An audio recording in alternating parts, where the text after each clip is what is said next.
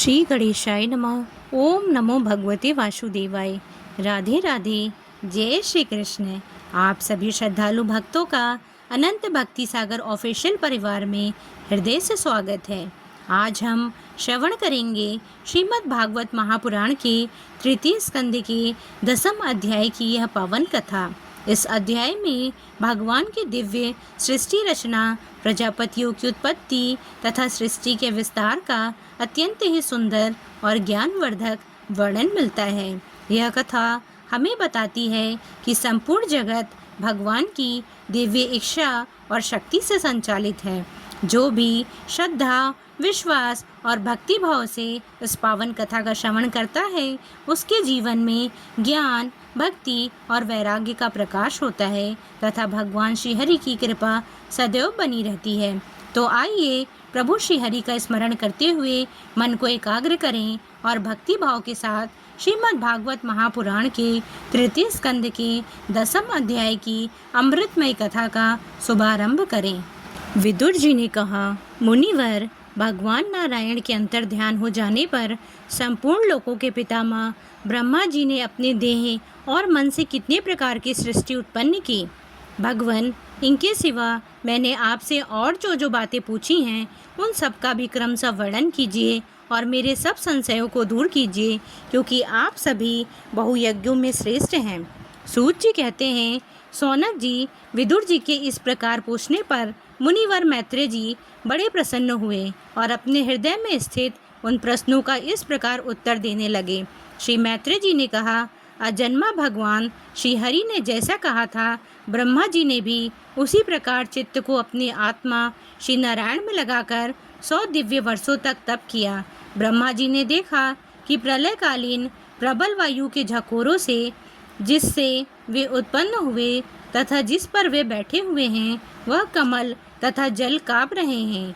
प्रबल तपस्या एवं हृदय में स्थित आत्मज्ञान से उनका विज्ञान बल बढ़ गया और उन्होंने जल के साथ वायु को पी लिया। फिर जिस पर स्वयं बैठे हुए थे उस आकाश व्यापी कमल को देखकर उन्होंने विचार किया कि पूर्व कल्प में लीन हुए लोगों को मैं इसी से रचूंगा। तब भगवान के द्वारा सृष्टि कार्य में नियुक्त ब्रह्मा जी ने उस कमल कोश में प्रवेश किया और उस एक के ही भू, भुवा, स्वः ये 3 भाग किए। यद्यपि वह कमल इतना बड़ा था कि उसके 14 भुवन या इससे भी अधिक लोकों के रूप में विभाग किए जा सकते थे। जीवों के भोग स्थान के रूप में इन्हीं 3 लोकों का शास्त्रों में वर्णन हुआ है। जो निष्काम कर्म करने वाले हैं उन्हें महा, तप, जन और सत्यलोक रूप ब्रह्मलोक की प्राप्ति होती है। विदुर जी ने कहा, ब्रह्मन, आपने अद्भुत कर्मा विश्व रूप श्री हरि के जिस काल नामक शक्ति की बात कही थी, प्रभु उसका कृपया विस्तार पूर्वक वर्णन कीजिए। श्री मैत्रेय जी ने कहा, विषयों का रूपांतर ही काल का आकार है। स्वयं तो वह निर्विशेष, अनादि और अनंत है। उसी को निमित्त बनाकर भगवान खेल खेल में अपने आप को ही सृष्टि के रूप में प्रकट कर देते हैं। पहले यह सारा विश्व भगवान की माया से लीन होकर ब्रह्म रूप से स्थित था। उसी को अव्यक्त मूर्ति काल के द्वारा भगवान ने पुनः पृथक रूप से प्रकट किया है। यह जगत जैसा अब है वैसा ही पहले था और भविष्य में भी वैसा ही रहेगा। इसकी सृष्टि 9 प्रकार की होती है तथा प्राकृत, वैकृत भेद से 1/10वीं सृष्टि और भी है और इसका प्रलय काल द्रव्य तथा गुणों के द्वारा 3 प्रकार से होता है।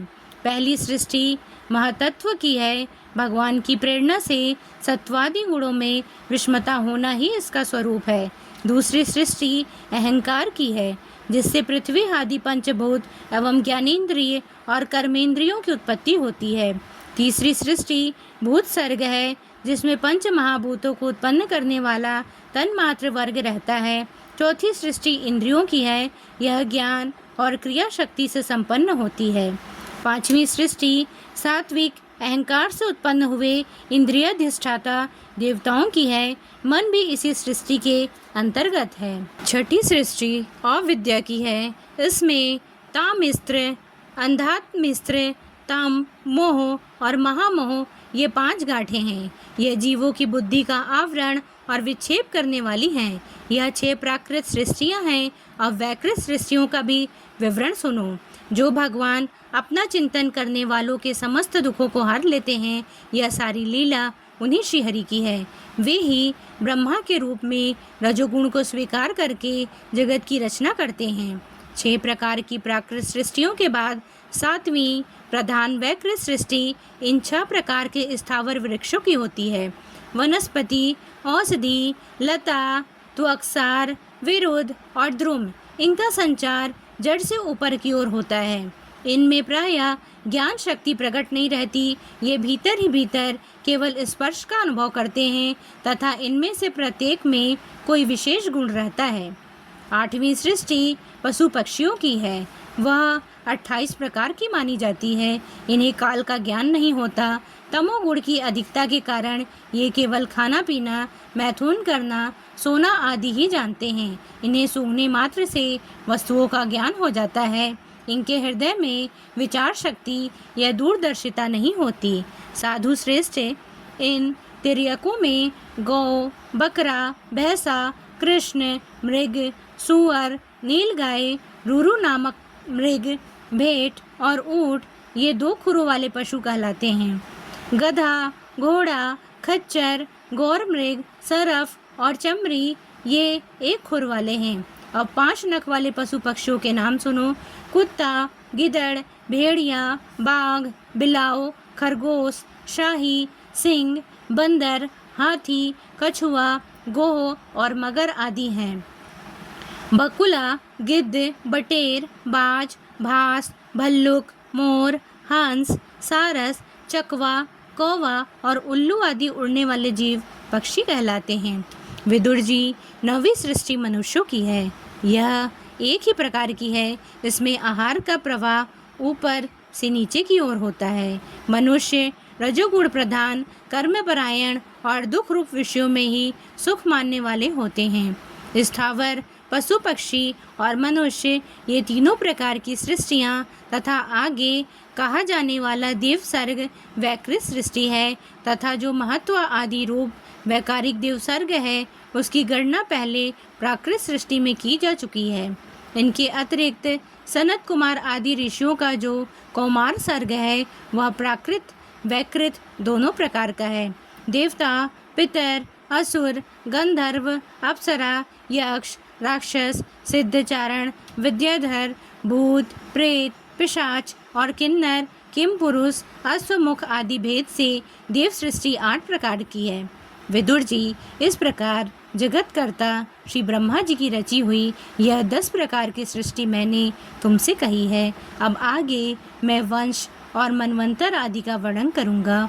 इस प्रकार सृष्टि करने वाले सत्य संकल्प भगवान हरि की ब्रह्मा के रूप से प्रत्येक कल्प के आदि में रजोगुण से व्याप्त होकर स्वयं ही जगत के रूप में अपनी ही रचना करते हैं। इति श्रीमद्भागवते महापुराणे पारमहंस्यां संहितायां 3 स्कंधे 10वां अध्याय। प्रिय भक्तों, इसी के साथ श्रीमद् भागवत महापुराण के 3 स्कंद के 10वें अध्याय की यह पावन कथा यहीं पूर्ण होती है। आइए हम सभी भगवान श्री हरि के श्री चरणों में प्रणाम करें और प्रार्थना करें कि वे हम सभी के जीवन में सद्बुद्धि, भक्ति, शांति और धर्म का प्रकाश सदैव बनाए रखें। यदि इस कथा के वाचन में मुझसे किसी भी प्रकार की कोई त्रुटि, अशुद्धि या भूल हुई हो तो कृपया मुझे क्षमा करें। मेरा उद्देश्य केवल श्रीमद् भागवत महापुराण के अमृतमय वचनों को घर घर तक पहुंचाना और सनातन धर्म का संदेश जन जन तक पहुंचाना है। यदि आपको यह कथा पसंद आई हो तो कृपया वीडियो को लाइक करें, अपने परिवार और मित्रों के साथ शेयर करें और ऐसे ही दिव्य एवं प्रेरणादायक धार्मिक प्रवचनों के लिए हमारे चैनल अनंत भक्ति सागर ऑफिशियल को सब्सक्राइब करना न भूलें। आप सभी पर भगवान श्री हरि और श्री राधा कृष्ण की कृपा सदैव बनी रहे। जय श्री कृष्ण। राधे राधे।